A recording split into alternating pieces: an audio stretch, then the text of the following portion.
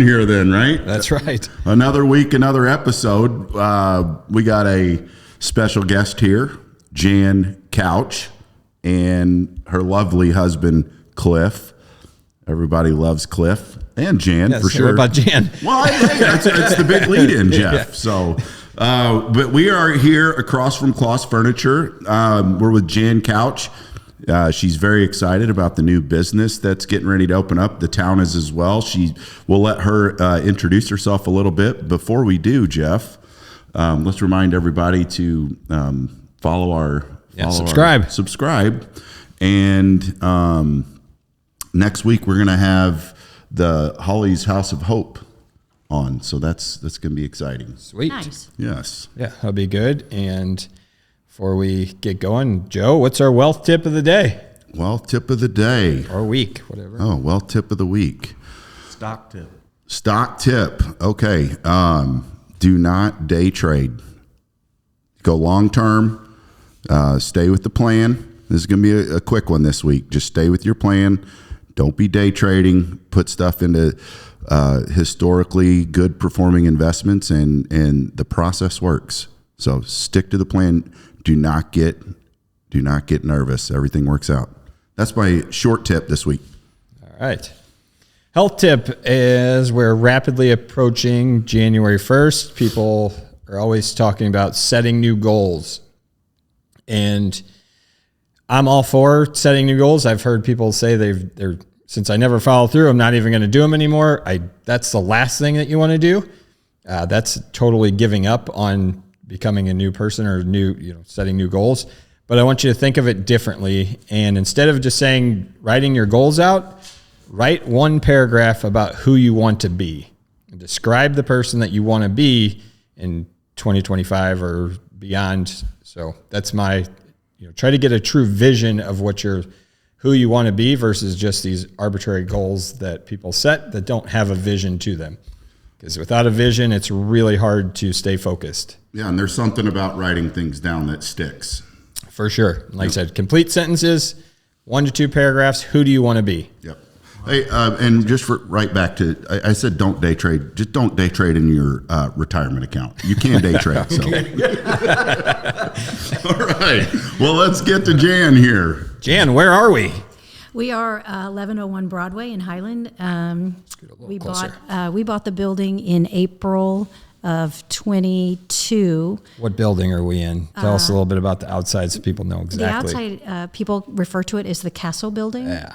And we bought it actually on the courthouse steps. Check that off my bucket list, something I've always wanted to do. Never really knew much about doing it. It was very easy. We got a really, really good deal on the building. We started the auction there, and believe it or not, I was a little surprised at the price that we were able to buy it at, which was beneficial for us. That way we could do all the things that we wanted to do to the building. We probably have a little more money in it than we anticipated originally, but we're doing well, and we have had amazing response from people in the community that we saved the building. We've heard a lot of stories on the street about where the building was going to go, talks of it being torn down and other people trying to buy it. But when we bought it, it was just a mess. The front of the building had trees overgrown and roots and rusted concrete, and so we decided that we wanted to buy the building, and we started. Initially, we always wanted to do our own business. And so this sort of came to us in a peculiar way. I had a bridal show at Windows on Broadway, and one of the gals in there, had a charcuterie business, and she had little kids, and she's like, I just can't do this anymore. So I'm like, would you mind if I stepped in? And she said, no, in fact, you can have all of the, any of the equipment or stuff that I have. You're more than welcome to it. So long story short, we bought the building with that intention, and we couldn't be happier with where we are with the construction. Took a little longer than we anticipated, but most of that was due to contractors being backed up on their current jobs and a lack of staff in their own businesses. So I always say that if we could lay brick, we'd have had it done. If we could have poured concrete, we'd have had it done. But the good thing is that people were busy. Contractors were very, very busy. So it's a good thing that people had full books of business before we could get this one complete. But we're almost there. We have a little bit left to do, but we're getting there. Awesome. Well, where are we? I mean, what do you got left before you kick these doors open and let people come in? So realistically, the one thing I have to take a test for the health department, which I'm hoping to get done in the next day or two. I know a guy if you need. Okay. And then hopefully I'll get certified, and then hopefully we'll be open on Tuesday after the health department comes in. It's Tuesday. What's the date on Tuesday? 12/10/24. Okay. And that date's special to us. We got married on the 10th of August in 2012. So I'm kind of pushing that date off a little bit. But anyway, but very excited. We're right across the street from Joe's new building and business. There's a lot going on in town right now. So we feel like it's a really, really good time to open a business. It's exciting to be a part of, like you're mentioning, all the different things in town. It's exciting to it's your turn. Right. To have that spotlight a little bit. For sure. And it's nice to, there's so many people investing in the community, and it's taken a long time for that to happen, but it's nice. It's a perfect time for us, we feel like, to get started and to move in and get, right alongside some of the other people in town who are saving buildings and rehabbing buildings and doing new stuff. There's, with the candy shop, it's something that we do have a candy shop in Highland, but it's a little bit different. There's not a charcuterie business in Highland, although there's meat, plants here in Highland, but there's not one that specifically does charcuterie boards. So Onboard Charcuterie was sort of my brainchild, but without my husband's help, without Cliff's help, I wouldn't be where I am today. Okay, well, I'm a man, and tell me what exactly this charcuterie board is. What's it look like? So it's the grazing table is what I want to really I want to start with, is which right now my focus till I get my feet wet and figure out the person to food ratio. I've been in catering most of my adult life. I worked for Saigon Delaney Catering almost my entire adult life, and great leaders. I learned a lot from them, and so I feel like this is the next step for me and for us. But having said that, it's still very different, because this will be already processed food, so I won't do anything. I won't be serving anything hot or cooked. But grazing table consists of fruits, vegetables, crackers, cheeses, meat, sausage. We would like to. Phase 2 would be get a food truck or a travel truck that we can go, maybe take weekend trips to when we're not busy. Hopefully we'll be very busy, but we can take trips to, Wisconsin and pick up some, specialty cheeses. Now you're talking, pack. Right, there you go. And go to different places where we can find some specialty sausages too. I already have an event on the books for May. A gentleman that worked for Boeing and PCP is having a big house party and wants to take us to St. Louis with him in February to visit some specialty shops that we can get, some unique and fun products. So when you say grazing table, can I walk over here and eat? Is that what? Yeah. That is exactly what. So I actually had the pleasure. Jan did a little demo for us was it April or May? I think it was May. At the gym.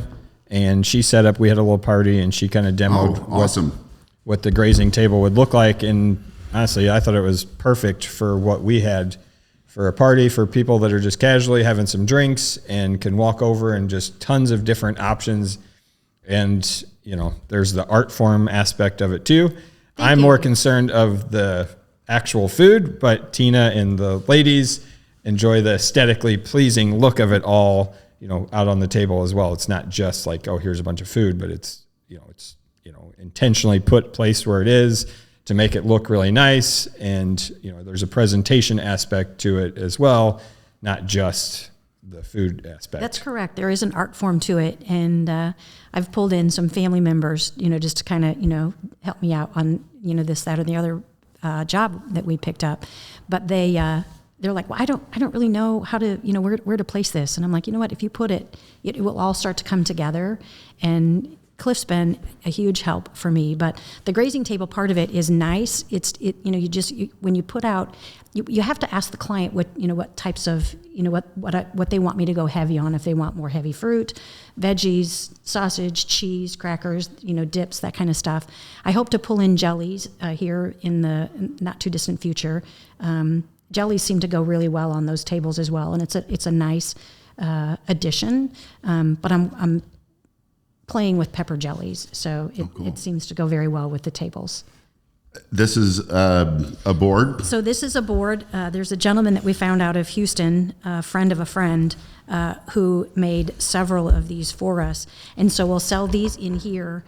To use them on the tables, they're a little pricier than I would leave at a... Do they get to keep these how does that work? If they pay for them. Okay. So we can use these, if they pay for them, but, or they can come in and they'll be on display here. There's a gentleman, like I said, in Texas who wants to continue to build these for us. He will go to storms in Texas and pick up catawba wood from trees that have fallen.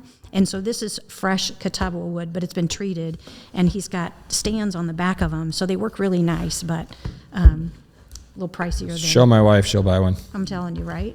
Are they different sizes? I hear her too? talk about these Yes. things already. So. Yep. Right. So I hope to have a display of these too, and then hopefully we can get another.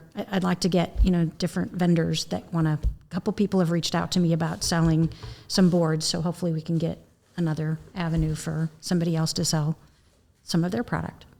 Cool. So out of here, like you said, so phase one is going to be doing the grazing tables, right? Correct. And then at some point, then offering these where people can buy them for their house, or like will they be already decorated, or just buying the supplies to get the stuff? If they want to buy the board and they want me to build it for them, I certainly can. Okay. If they just want to buy the board for their home, they can do that as well. These would be nice if you could, put a monogram or your initial or whatever. Oh, good Yeah. idea. Wedding presents. Right, for sure. Client gifts. Yes. Sure. For sure. All right. So, but yeah, if they want it decorated, then I would process all of the food to go prepared with it, but put it in a box so that they could assemble it at their house. So we are in Christmas season. Tuesday, you're opening your doors. Can people get some of these for their Christmas parties coming up here? Hopefully, I hope to get the Facebook up and ready, but I'll probably do a lot of it by word of mouth. Just so that I don't get inundated over Christmas with hundreds of boards that I have to do and then not be able to produce. So Or I'll enjoy probably Christmas yourself. Well, I'm less worried about that as I am the customer and the clients being happy and getting enough, product to them. So I'll probably just do some family and close friends and that kind of stuff for Christmas, and then see where that takes me. But hopefully, all of the major holidays. I'm really anxious about the square, the Thursday night. The concert on Concert. the square? Concert on the square. I hope to have my doors open and people can pick up boxes and take them with them, because I know they're able to take, their beverages and stuff, and I know they go to Schlafly for beer and Tulligan's and stuff. So I'm hoping to have a little station set up in the front where they can pick up a box and take it with them. Yes, That'd be perfect. I love it.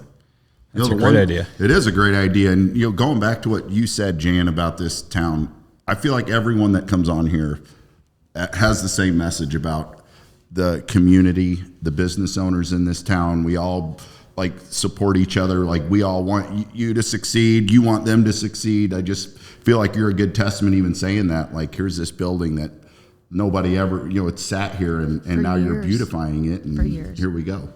Well, we had a visitor in here after church on Sunday. Luke Sober stopped in here and he's like, you know what? He said, I just can't even imagine where this building was and where you brought it. And he said, it's just amazing to me.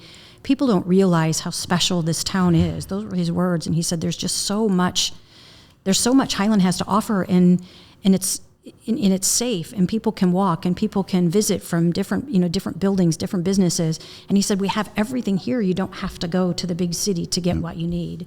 And he's accurate. Highland offers a lot of different things. So it's amazing. Highland is, I've lived here all my life, and Cliff came in from Edwardsville, but absolutely loves this community. Yep. It's hard not to. You got to come in here and check out the exposed brick. I mean, what you've done. This place is really cool. It's neat. When we walked in the door, we bought it in April on the courthouse steps. We couldn't get in here until June. We went back to the courthouse to sign papers.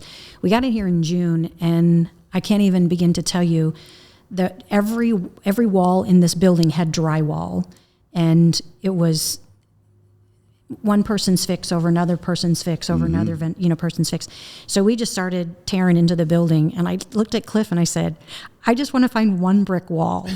Well, we found plenty brick walls. Exciting. And the one thing I have to say real quick before we end, we didn't want to tear out the ceilings in here. We wanted to leave everything exposed after we tore out the ceilings, I should say.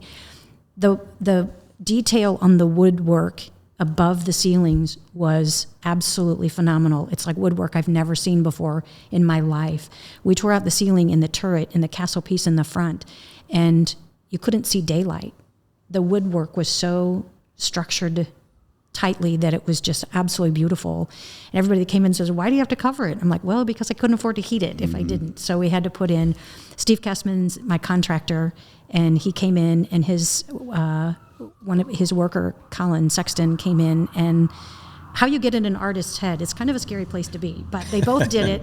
And Steve and Colin helped me figure out the structure of the ceiling and the woodwork. And I couldn't have done this without them. Their help, if I'd say something, but they'd both look at me, or, if they had a different idea, then we'd kind of come together. And sometimes their idea seemed to make much more sense. So the back piece of the building, which is the north piece of the building, had a flat rubber roof on it. And we knew that we didn't want to keep it because we wanted to have some storage space upstairs. So we tore off that back roof and carried the ceiling from the middle piece to the back, so that we did add an upstairs, which is where the washer and dryer and some storage space will be. Okay, very cool. I do have one last question. What was this building everyone's, even at my office, my office was an IGA. Which I don't think very many people know. What was this? Originally, and we were able to deduct that after we got in here and saw the middle piece of the building. So the north piece of the building was added on. The first two pieces of the building, the castle, the turret, and the middle piece were the original piece of the building. The middle piece was, we assume, was a gas station or a filling station, because you can see, if you look from the outside, you can see where the woodwork and where the lintel was in the side. They could pull in. The floor we're standing on right now was tongue and groove wood floor, and we assume that's where the cars would pull in to get serviced, and then they added on the back for office and billing space. Cool. Yeah. I think you need one of them little air hoses, like when people walk in, it goes ding ding, right, for the background there. Yeah. Well, we were able to keep a couple of the pieces. There's a part of the original electrical box, and Steve's like, are you taking that down? I'm like, no, I want to keep that. No, I did the same thing, and I'm like, we have similar structures, and those are the things people like. Right. So the back windows, you can probably see the back windows from where we're standing, but when we came in, that was all covered with some kind of an FRP board, is what they called it. And I called Gary Werner, who is the contractor. Werner Construction did all of the windows and doors. And when he came in, he goes, Jan, I think I put this FRP on here like 20 years ago.